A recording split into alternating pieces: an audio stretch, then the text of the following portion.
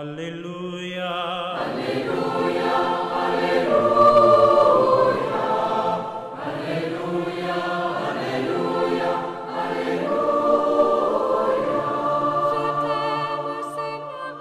Bien-aimés de Dieu, frères et sœurs, chers amis téléspectateurs, bonjour à tous et à chacun. Et je remercie aussi notre télé Lumen Christi qui nous donne l'occasion d'écouter la parole de Dieu chaque jour et aussi d'écouter une petite méditation pour nous accompagner, pour approfondir cette parole. Alors aujourd'hui, vendredi 7 février, écoutons l'extrait de l'évangile de Saint Marc. Évangile de Jésus-Christ selon Saint Marc.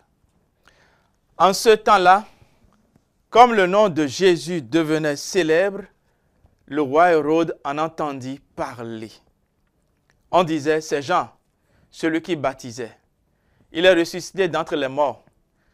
Et voilà pourquoi des miracles se réalisent par lui. Certains disaient, c'est le prophète Élie. D'autres disaient encore, c'est un prophète comme ceux de jadis. Hérode entendait ces propos et disait, celui que j'ai fait décapiter Jean, le voilà ressuscité. Car c'était lui, Hérode, qui avait donné l'ordre d'arrêter Jean et de l'enchaîner dans la prison, à cause d'Hérodiade, la femme de son frère Philippe, que lui-même avait prise pour épouse. En effet, Jean lui disait, « Tu n'as pas le droit de prendre la femme de ton frère. » Hérodiade en voulait donc à Jean. Et elle cherchait à le faire mourir. Mais elle n'y arrivait pas parce que Hérode avait peur de Jean. Il savait que c'était un homme juste et saint et il le protégeait. Quand il l'avait entendu, il était très embarrassé. Cependant, il l'écoutait avec plaisir.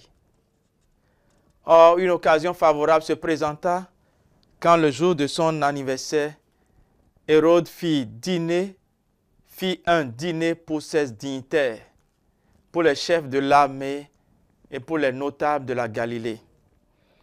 La fille d'Hérodiade fit son entrée et dansa. Elle plut à Hérode et à ses convives.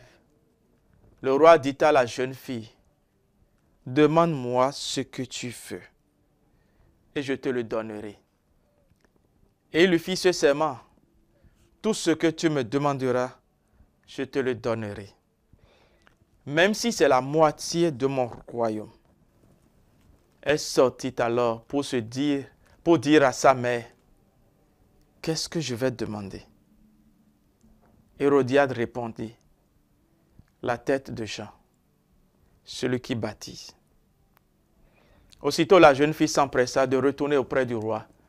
Elle lui fit cette demande, « Je veux que, tout de suite, tu me donnes sur un plat la tête de Jean le Baptiste. » Le roi fut vivement contrarié, mais à cause du serment et des convives, il ne voulut pas lui opposer un refus. Aussitôt, il envoya un garde avec l'ordre d'apporter la tête de Jean. Le garde s'en alla décapiter Jean dans la prison. Il apporta la tête sur un plat et la donna à la jeune fille, et la jeune fille la donna à sa mère. Ayant appris cela, les disciples de Jean vinrent prendre son corps et le déposaient dans un tombeau. Acclamons la parole de Dieu. Louange à toi, Seigneur Jésus. Le nom de Jésus devenait célèbre. Bien-aimé de Dieu, Jésus est au début de sa mission et son nom devenait célèbre.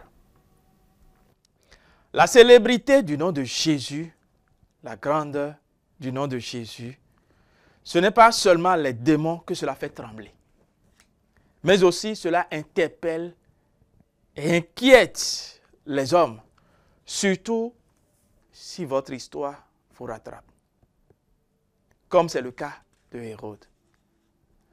Notons d'abord que dans l'évangile de Marc, le récit du martyre de Jean le Baptiste se trouve entre l'envoi en mission des disciples que nous avons écouté hier et leur retour de la mission que nous allons écouter demain samedi. Entre ces deux mouvements, c'est-à-dire l'envoi et le retour de la mission, se trouve le récit du martyre de Jean le Baptiste, ce qui montre que la croix, le martyre, la souffrance, le rejet font partie aussi de la mission. La mission ne sera jamais de tout repos parce que elle est lieu de vérité. Elle est lieu de l'annonce de la parole de vérité. Vous êtes peut-être aussi martyr, comme Jean, dans votre lieu de travail ou en famille, parce que vous dites la vérité sans détour. Et cela perturbe votre entourage qui préfère les ténèbres du mensonge. Vous êtes peut-être martyr, comme Jean, dans votre boulot ou en famille, parce que votre vie est droite et irréprochable, tandis que votre entourage baigne dans la corruption, le vol des deniers publics, la gabegie financière, l'occultisme, la frivolité, la dépravation des mœurs, comme Hérode. Vous êtes peut-être martyr, comme Jean, parce que vous avez accepté Jésus-Christ et son évangile, qui est vie et lumière. Tandis que votre entourage préfère les ténèbres, préfère les sacrifices, les consultations de phare, l'aventure dans les loges et les églises évangéliques, sans oublier les pactes diaboliques. Vous êtes peut-être martyr parce que vous aimez Jésus. Parce que vous avez prononcé le nom de Jésus. Et cela gêne. Si vous êtes martyr, vous n'êtes pas loin du royaume des cieux. Si vous êtes fait martyr, vous n'êtes pas loin du royaume des cieux. Parce que le martyr est une imitation parfaite de Jésus-Christ. Et tout apôtre, comme tout chrétien, souffrira toujours parce qu'il croit en Jésus. Parce qu'il accueille Jésus. Je l'ai dit au début, la croix, la souffrance font partie de notre vie chrétienne. En effet, le pervers Hérode aimait pourtant écouter Jean. L'évangile dit, il aimait l'écouter avec grand plaisir. Il le redoutait et savait que la vérité sortait de la bouche de Jean. Mais le comble de la perversion a eu raison du serment qu'il a fait devant ses convives. Disait-il, demande-moi, disait-il à la fille de Hérodiade, demande-moi ce que tu veux, je te le donnerai. Et il lui fit ce serment, tout ce que tu demanderas, je te le donnerai, même si c'est la moitié de mon royaume. Bien-aimé de Dieu, qui peut tout nous donner?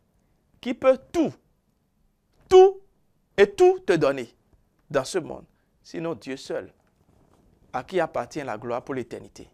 Dieu seul qui est le maître de la vie. Dieu seul qui est le créateur du ciel et de la terre, de toutes choses et même de l'homme. Seul lui peut tout donner. L'homme passe. De toute façon, Hérodiade, pour assouvir sa vengeance et sa haine, pousse sa fille à demander la tête de Jean. Quand la reine habite ton cœur, est aveugle. Quand la reine, comme dans le cœur d'Hérodiade, habite ton cœur, est aveugle. La reine aveuglée obscurcit le cœur. Elle débouche, sinon ne sait se laisser guider par la parole de Dieu, elle débouche sur la violence, sur le meurtre, sur les assassinats, la cupidité aussi. Frères et sœurs dans le Christ, il paraît que dans le monde aujourd'hui, et de plus en plus, il se fait des sacrifices humains pour devenir riche ou accroître sa puissance, ou pour se frayer un chemin social et même politique. C'est simplement triste et horrible. La gloire ne dure qu'un instant. La gloire, elle ne dure qu'un instant. Mais la grâce de Dieu, elle est pour la vie. Notre monde a besoin de nous, de bons chrétiens, qui non seulement prennent plaisir à écouter la parole de Dieu, mais qui laissent cette parole de Dieu les transformer, les transfigurer, les convertir. Si la parole de Dieu n'atteint pas les jointures de nos cœurs, de notre vie, et nous transforme, nous convertissent, ça veut dire que nous ne l'avons pas bien accueilli. Notre monde a besoin de vrais témoins et des missionnaires qui brillent comme la lumière de la vérité. Le pape Jean-Paul II écrivait une encyclique, Splendor Veritatis, la splendeur de la vérité. Que le martyre de Jean ne décourage pas nos ardeurs pour la mission, mais plutôt nous motive à être de vrais témoins, nous motive à annoncer la vérité du Christ, nous motive à vivre de la vérité du Christ, malgré la contrariété de ce monde. Que sa grâce soit avec nous, que son esprit soit notre force et notre secours pour les siècles des siècles. Le Seigneur soit avec vous. Que Dieu Tout-Puissant vous bénisse et vous garde, le Père, le Fils et le Saint-Esprit. Amen. Alléluia. Alléluia, Alléluia.